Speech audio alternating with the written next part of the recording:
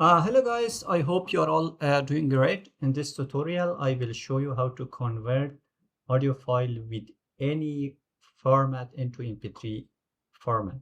Are you ready? So let's get started. Imagine I have a file, an audio file, okay, with uh, MPEG format. Let's check it out. Okay, right click on the file properties. As you can see, the extension in the format of this audio file is MPEG. How to change into MP3?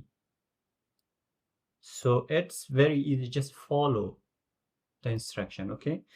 Go to this website. As you can see, cloudconverter.com. Okay. And here you can choose your file. As you can see here, select file. Okay. And I'm going to choose this file and click open. And I want to change the MPEG file. As you can see, the extension of MPEG into MP3. And here you can change into WAV, WMA, and MP4. So I'm going to choose MP3 and click on convert. It's very easy. Once you clicked on convert, it will be converted into MP3 files. As you can see here, the file is ready. And yeah, that's it.